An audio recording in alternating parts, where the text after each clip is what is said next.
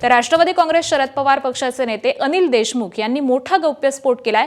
अजित पवार दोन्ही राष्ट्रवादी एकत्र येण्याबाबत आग्रही होते। याबाबत अजितदादा, सुनील तटकरे आणि सुप्रिया सुळे यांची देखील बैठक झालेली होती, असा गौप्यस्फोट हा अनिल देशमुख यांनी केलाय। त्याबरोबरच आतापर्यंत 12 ते 13 बैठका झाल्या होत्या। जयंत पाटलांच्या घरी शेवटची बैठक झाली। सगळं ठरलं होतं, काय करायचं, कसं करायचं, कुठे करायचं, असं अनिल देशमुख यांनी म्हटलेलं आहे। माननीय अजितदादा पवार, माननीय सुनील तटकरे आणि सुप्रियाताई यांची सुद्धा अलग बैठक झाली आणि सर्व ठरलं होतं की 12 फेब्रुवारीला आपण हे जाहीर करायचं, कसं करायचं, काय करायचं, सर्व बाबतीत माननीय अजितदादावर डिटेल चर्चा सर्वांची झाली होती। अजित पवारांच्या निधनानंतर राष्ट्रवादी काँग्रेस पक्षाच्या राष्ट्रीय अध्यक्षपदाची जागा ही रिक्त झाली। त्यामुळे राष्ट्रीय अध्यक्ष कोण होणार याकडे राजकीय वर्तुळाचं लक्ष लागलंय। त्यावरती मनसे अध्यक्ष राज ठाकरेंनी एक महत्त्वाची एक्सपोस्ट केली आहे। राज्याच्या सध्याच्या राजकारणावरती भाष्य करत राज ठाकरेंनी प्रफुल्ल पटेल यांच्यावरती निशाणा साधलाय। राज ठाकरे या एक्सपोस्टमधून नेमकं काय म्हणतायत आपण जाणून घेऊयात। महाराष्ट्राच्या राजकारणाचा गेल्या काही काळामध्ये पार विचका झाला आहे। त्यावर खरं तर भाष्य पण करावं असं वाटत नाही, पण तरीही आज दिवसभर ज्या घडामोडी सुरू आहेत त्यावर बोलावंच लागेल। राष्ट्रवादी काँग्रेस पक्षासारख्या अस्सल मराठमोळ्या मातीतला आणि रांगड्या पक्षाचा अध्यक्ष हा कोणीही मराठी असावा, पाटील असावा, पण पटेल नाही। पुढची बातमी, महानगरपालिका निवडणुकीनंतर मीरा भाईंदर शहरातील राजकारणानं एक वेगळीच कलाटणी घेतली आहे। मराठी महापौर या मुद्द्यावरती पेटलेला संघर्ष आता निर्णायक टप्प्यावरती येऊन ठेपलाय। गेल्या काही दिवसांपासून मराठी एकीकरण समितीकडून मराठी महापौर द्यावा, अन्यथा रस्त्यावरती उतरून आंदोलन केलं जाईल असा ठाम इशारा दिला जात होता।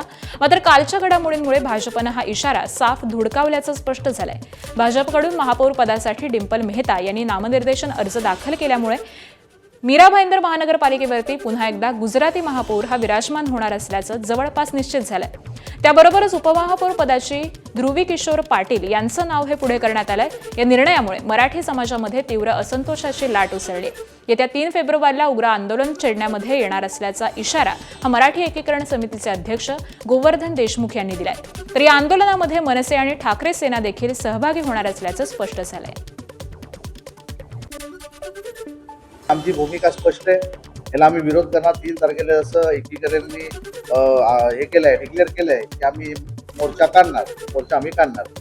त्यामुळे मराठीसाठी हा कुठल्या पक्षाचा विषय नाही आहे, हा मराठी माणसाचा विषय आहे। महाराष्ट्रामध्ये मला फक्त तुमच्या माध्यमातून देवेंद्र फडणवीस असतील, आमदार जे सभागृहामध्ये बसत असतील त्यांच्यासाठी चेतावणीची घंटा आहे, लक्षात घ्या।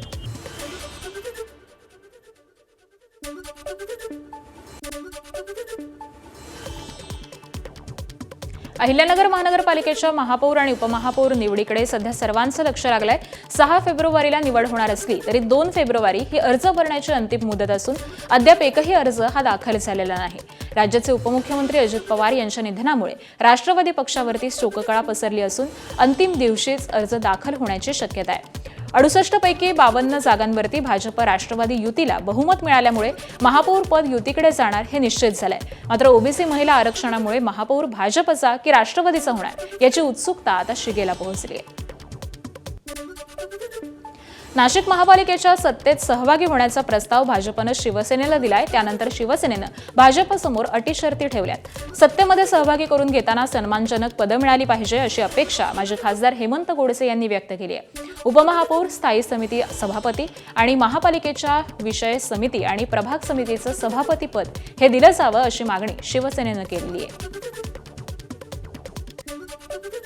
त्यांचा जो प्रस्ताव त्यांनी दिलेला आहे त्याचं स्वागतच आम्ही करू, परंतु यासाठी जो काही सन्मानपूर्वक त्यांनी आम्हाला सहभागी करावं हे देखील मत आमच्या सर्वच पदाधिकाऱ्यांचं आणि सर्व नवनिर्वाचित नगरसेवकांचं त्या ठिकाणी असणार आहे। जे काही लाभाचे पदं आहेत त्यामध्ये सभागृह नेता असेल, उपमहापौर पद असेल तर ते सन्मानपूर्वक जर त्याची 5 वर्षाच्या कार्यकाळाची जर संपूर्ण रचना त्यांनी जर बसवली तर निश्चित याच्यासाठी आम्ही देखील सकारात्मकपणे विचार करू।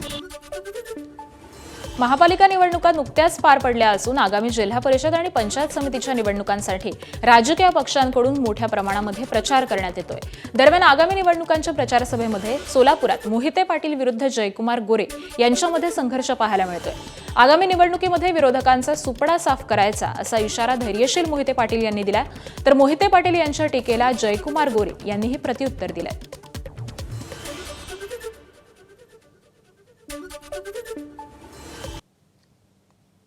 येत्या 7 तारखेला आपल्याला 9 जिल्हा परिषदेचे आणि 18 पंचायत समिती सदस्य निवडून द्यायचे.